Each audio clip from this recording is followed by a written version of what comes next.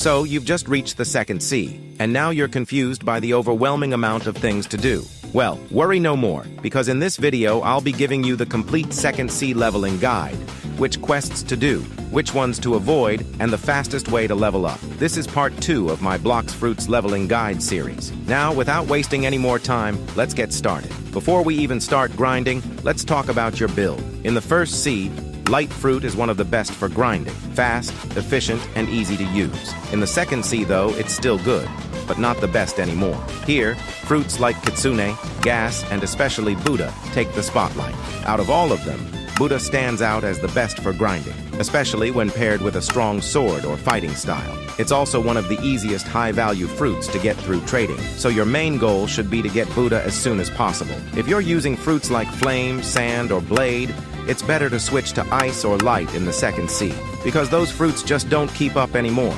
You can trade for better fruits in the cafe, but be careful. It's easy to get scammed if you don't know fruit values. Check Discord servers or value websites before trading to stay safe. For now, keep grinding with Light or Ice if you don't have Buddha yet, but keep trying to get it. Most players get Buddha through trading or stock, and if you're lucky, you might even roll it. But remember, don't go searching for Buddha with nothing valuable in your inventory. That's one of the biggest beginner mistakes. You'll need at least a good fruit to trade up. There is a slow way to climb from bad fruits to Buddha, but if you're new, it'll be really tough. So for now, focus on grinding first, and make getting Buddha your secondary goal. Keep rolling fruits every 2 hours, and save up 1.2 million belly, because Buddha comes into stock around once every week or two. You can use stock websites or search Blox Fruits Stock Live on YouTube to check what's available without reopening the game every time. And again, while you're waiting for Buddha, keep grinding with what you have. Once you finally get Buddha, I'll also go over the best stats and fighting styles for it and some other useful tips later in this video.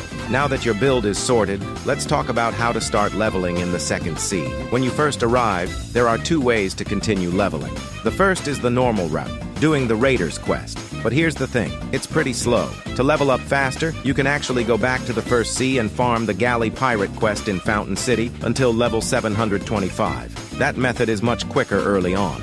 Once you hit level 725, come back to the second sea, and from there, I'll guide you step by step through every island and quest. After reaching level 725, start grinding the Mercenary quest until level 775. We're going to be skipping most bosses in the second sea, and here's why. First, most of them are too far from their quest givers, which wastes a lot of time. Second, they don't give that much more XP compared to normal quests. And lastly, even if you server hop, you'll find that they're usually not there anyway. Now, after level 775, start grinding the Swan Pirates all the way up to level 875. It might get a bit boring after a while, so if you want a small change, you can try fighting the Jeremy boss once you reach around level 850. But honestly, it's not recommended. The Swan Pirates are much better since they're close together, respawn quickly, and give consistent XP without the hassle of waiting for a boss to spawn. Next, move on to the Green Zone Island and start farming the Marine Lieutenants until level 950. They're a little slow, but the other quests at this level are even slower, so this is still your best option. Once you hit level 950, head over to the Graveyard Island and farm the zombies until level 1000. This part should be pretty easy, since the zombies are close together and respawn very quickly. After reaching level 1000, head over to Snow Mountain and start farming the Snow Troopers until level 1100.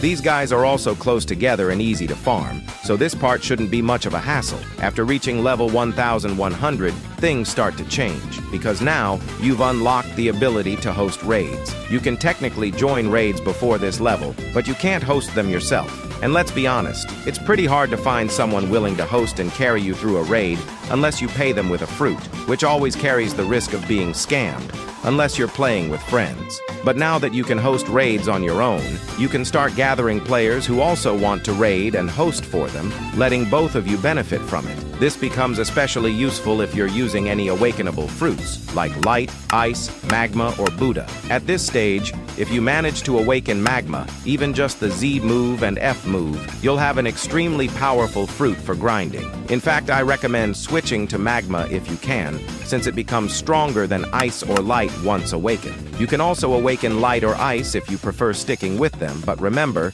You can host raids now, not solo them yet. You'll still need help from other players to finish. If you're using Buddha, this is also the point where you'll want to start awakening it. But keep in mind, the Buddha raid is one of the hardest in the game, and you definitely can't solo it yet. After level 1100, head to Hot and Cold and start farming the lab subordinates until level 1150. After that, you have two options. You can either farm the Smoke Admiral boss, since he's close to the quest giver and gives decent XP, or you can just stick with lab subordinates until around level 1175 for a smoother grind.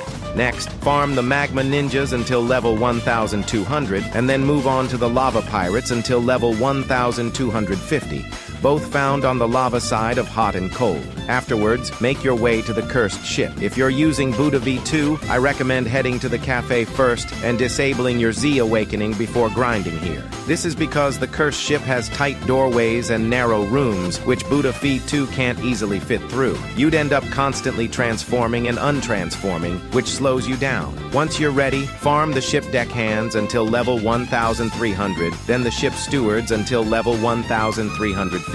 After leaving this island, don't forget to re-enable your Buddha Awakening for the next areas. Now move on to the Ice Castle. Farm the Arctic Warriors until level 1375, then switch to the Snow Lurkers until level 1425. The Awakened Ice Admiral boss is optional here. Finally, make your way to the last island of the Second Sea, Skull Island. Here, farm the Sea Soldiers until level 1450, then finish off your grind with the Water Fighters until level 1500. And just like that, congratulations, you've completed the Second Sea. But before we wrap things up, let's go over some Buddha build recommendations and a few extra tips that'll make your Second Sea experience even smoother. First, let's talk about Buddha. If this video was made a couple of months ago, I would have 100% recommended using Sharkman Karate for grinding in both the second and even the third sea. But after its rework, while the moves got the glow up they deserved, the M1s were ruined. And as we all know, when grinding with Buddha, M1s matter the most. That's why it's better to go with Water Kung Fu, since its M1s are still solid. If you really want to use a V2 fighting style, then go for Death Step. But for most players at this stage, Water Kung Fu is the best and most practical choice. If you're looking for a sword, Rengoku, Gravity Blade, and Dragon Trident are all boss drops and work very well with Buddha. Now let's move on to some important tips. Firstly, it is always recommended to get your race to V2 and V3.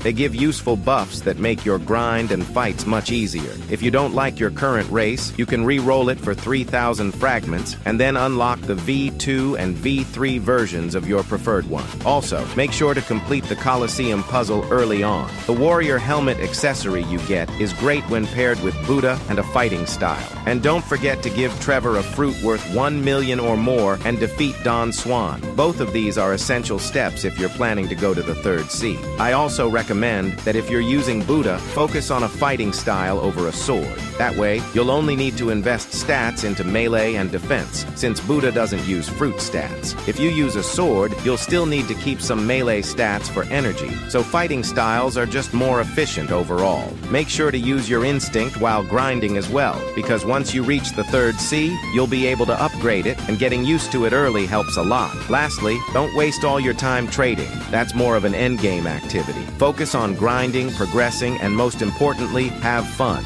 And that's pretty much everything you need to know before entering the third sea. If this guide helped you out, make sure to like the video, subscribe for more Blox Fruits tips, and comment down below if you have any questions. I'll try to answer as many as I can. This has been Ghost Ant, signing out.